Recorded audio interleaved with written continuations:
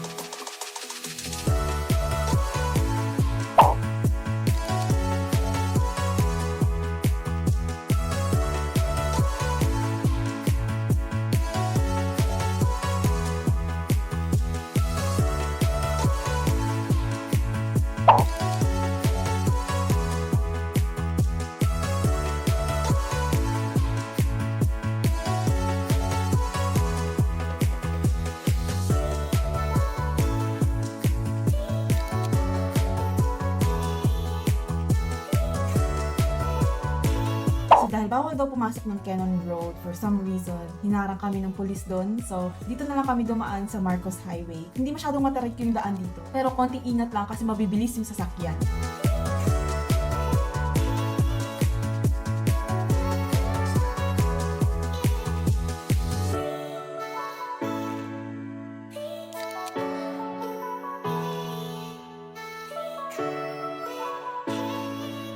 Masaya mag-road trip sa gabi, pero ito yung isa sa disadvantage kapag inabutan ka na ng 6 AM paakyat dahil nakatutok na sa matay mo yung araw and halos hindi mo na makita yung daan. So if you can, make sure na aakyat kayo ng bundok ng mas maaga pa sa 6 AM.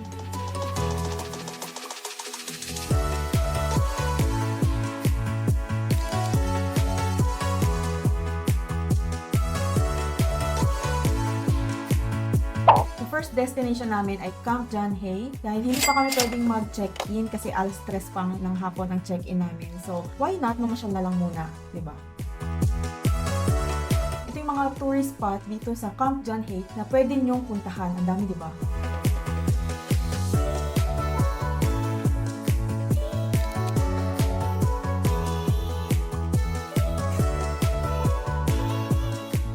Hi guys! So nandito na kami sa Camp John Hay. Kakarating lang namin mga 7 AM. Nandito na kami sa Baguio. And this is our first stop. So after this, punta naman kami sa Burnham Park.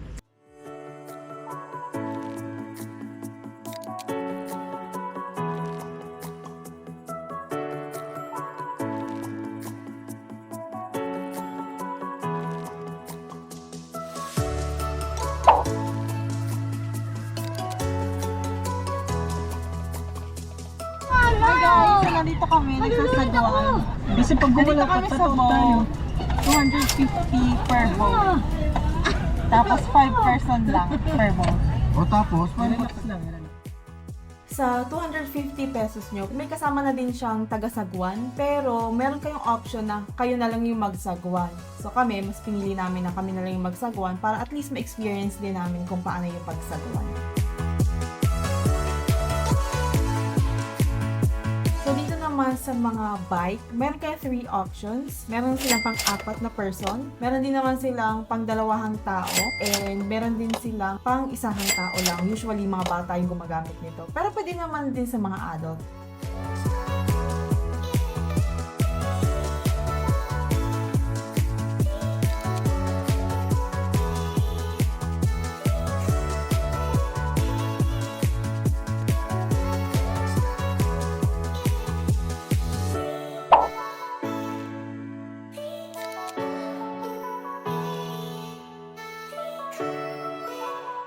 At dahil nasa Baguio tayo, so expect nyo na marami tayong akyatang ganap. And ipasilip ko na din sa inyo itong transient house kung saan kami nagstay during our Baguio road trip. Ito ang pinaka-favorite ko sa lahat, yung balcony. Makikita mo dito yung view and sobrang relaxing. And pag check-in namin, umuulan. So medyo hindi pa kami makapagtambay sa balcony. Meron din siyang 2 bedrooms,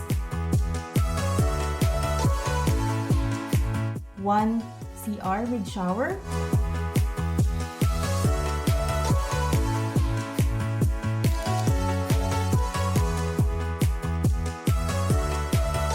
and meron din siyang kitchen kung saan pwede kayong magluto.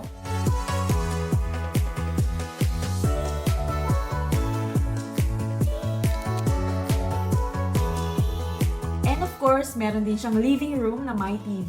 And that is only for almost 5,000 pesos only for 2 nights na siya.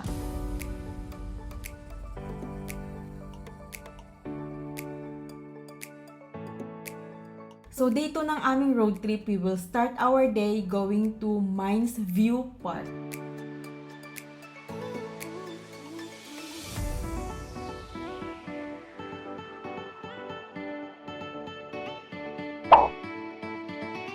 Sobrang dami ng tao sa Mines View Park nung pagpunta namin dito. Advice ko lang sa inyo, maghanap na kayo ng parking bago kayo makarating dito kasi walang parking.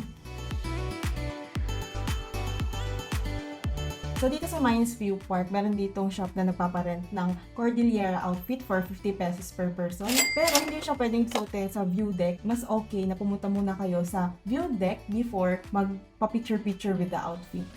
Siyempre, dahil nagutom din kami, pumunta muna kami dito sa Grandma's Kitchen. A few steps away lang siya from Mines View Park.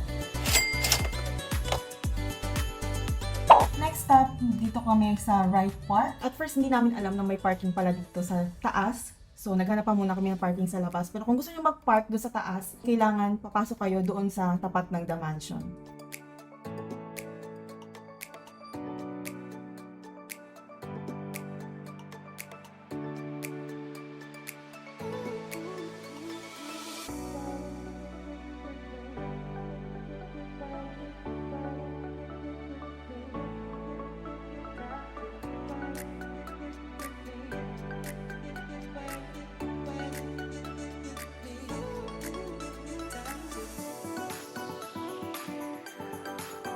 So, syempre, dahil katapat lang naman siya ng The Mansion, pumunta na din kami sa The Mansion.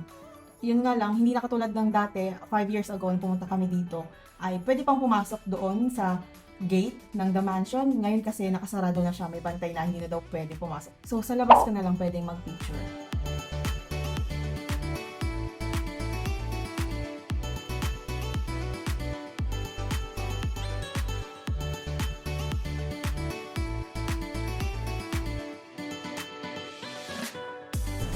So, dito kami pupunta ng Botanical Garden kasi masakit na daw yung paa nila. So, pupunta na lang kami ng Christmas Village. Dahil maaga kami nakapunta ng Christmas Village, wala pang masyadong tao and wala pang masyadong ganap sa loob.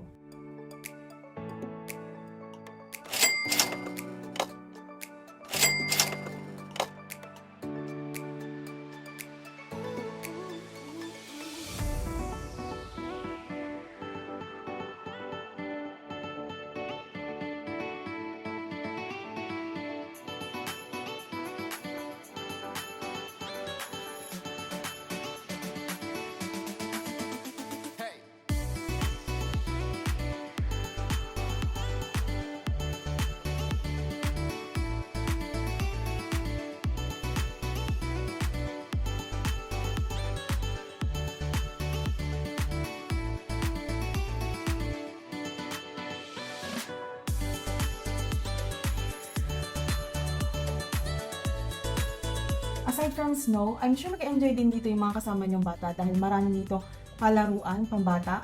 Meron dito mga carousel, meron dito kung ano-anong shop, and meron din dito mga candy shops like mga cotton candy para sa mga bata.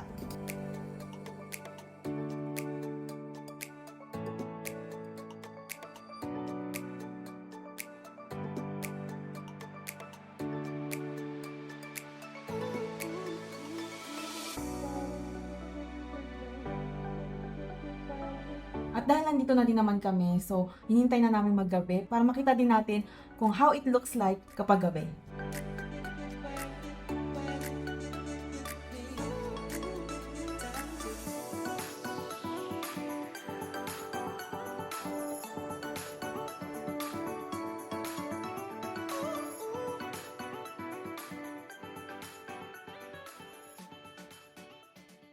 Day 3, so this is our last day here in Baguio. And nag-check out na din kami bago kami pumunta sa Igorot Stone Kingdom kasi kailangan 11 a.m. yung check out namin sa transient house. So first stop, Igorot Stone Kingdom kasi a few minutes away lang siya from our transient house. Ito yung fees para sa kids, sa adults, and sa senior.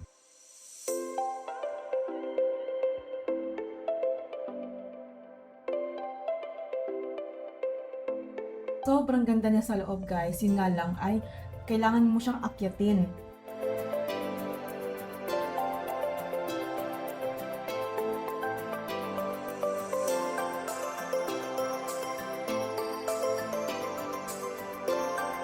And sa taas niyan, meron din coffee shop na maganda din dito sa coffee shop kasi meron din siyang view.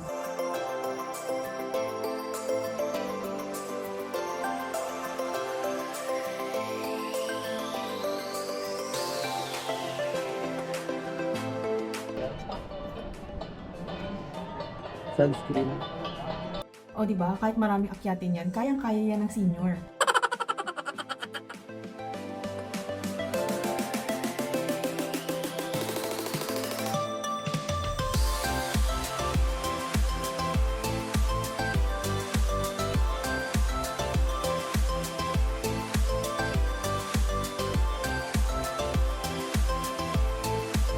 So next stop is Strawberry Farm. Wala siyang entrance fee pero meron siyang parking fee.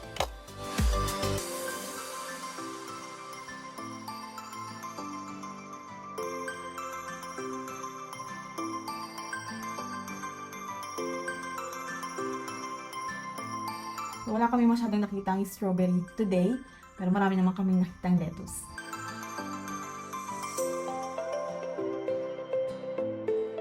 Meron din sa loob na nagtitinda ng lettuce for 50 pesos per pack. And sa labas ng Strawberry Farm, meron ding shops na nagtitinda ng strawberry or strawberry jam, and meron ding strawberry ice cream. Next stop, Colors of Istobosa. Ito yung may very colorful houses. Sobrang ganda. Pero make sure na may naparkingan na kayo before kayo pumunta dito kasi walang parking dito kasi nasa tabi lang siya ng highway.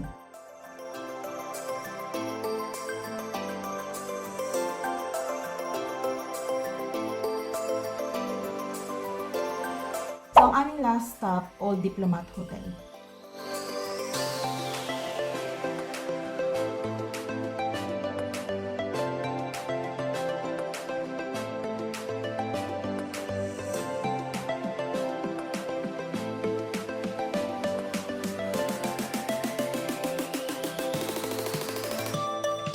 So, aside from the old hotel, pwede din kayong mag-relax dito sa park katabi lang ng hotel.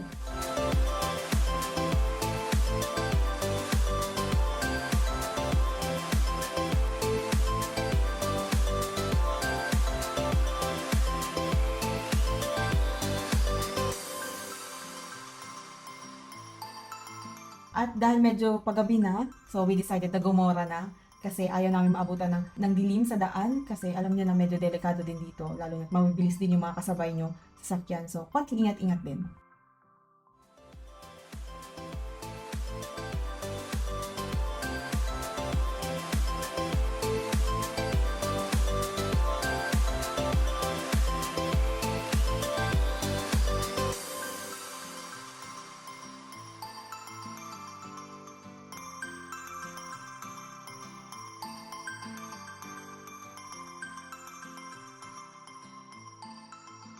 Hi guys! So we just arrived and it's 1:45 a.m. na. So almost 7 hours din kasi nasa 5 p.m. kami umalis doon sa Baguio.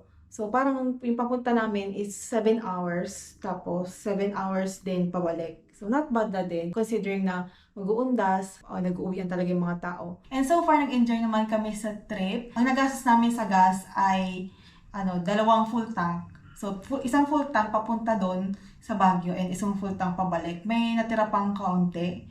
Tapos doon sa toll, maghanda kayo ng 3,000. Balikan na siya. I hope nag-enjoy kayo sa tour natin and I hope you like this video. If you do, please consider subscribing. Thank you so much for watching and see you on my next video.